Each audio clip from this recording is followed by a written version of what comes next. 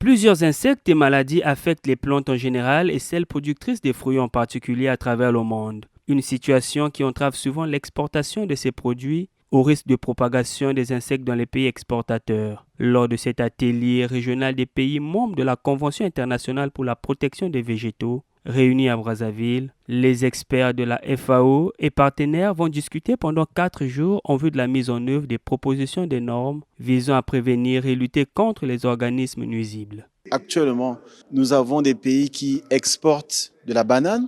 Donc, il y a certains organismes nuisibles qui sont associés à la banane, d'autres au taro. Donc, l'idée, c'est vraiment de voir comment on peut s'assurer que tous les pays qui vont exporter le taro respectent les mêmes mesures pour éviter que le taro qu'on va envoyer d'un pays A à un pays B puisse transporter des maladies ou bien des insectes qui vont à leur tour menacer l'agriculture de l'endroit où ça va être reçu. Le pays acheteur de ces produits qu'exactement, il ne risque rien en faisant rentrer ces produits dans le pays. Le fonctionnaire en facilitation de la mise en œuvre du secrétariat de la Convention internationale pour la protection des végétaux a évoqué les conditions auxquelles sont exposés les végétaux.